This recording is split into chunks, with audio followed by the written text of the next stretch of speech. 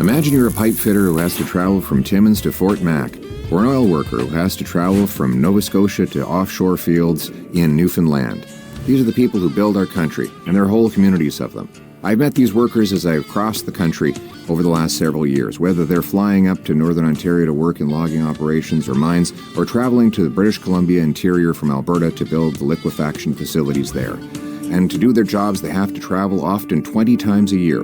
And yet the Carney-Trudeau Liberals only allow them to write off $4,000 worth of travel expenses. But you know who doesn't have any limits on what they can write off? Corporate CEOs. CEOs are able to write off their private jets to fly all over the place, even when it would be just as easy to take a commercial flight. Oftentimes, corporations write off these private jets for their CEOs and other executives to benefit from the luxury of global travel, all while their workers make too little money and their consumers pay far too high prices. This is an abuse of our tax system. That's why I'm announcing today that common sense conservatives will stop corporations from writing off private jets used for luxury executive travel. We will only allow corporations to write off the equivalent of a commercial airline flight.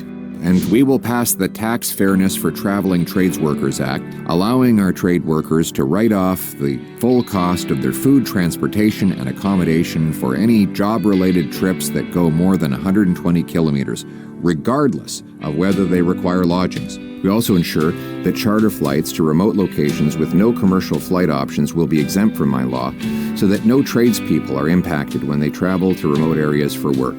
Trades workers deserve the same tax rules as CEOs when they travel to get the job done. My common sense conservative government will restore Canada's promise that anyone from anywhere can achieve anything, that hard work leads to a great life in a beautiful home, on a safe street, protected by brave soldiers under a proud flag. That's what it means to put Canada first. Now let's bring it home.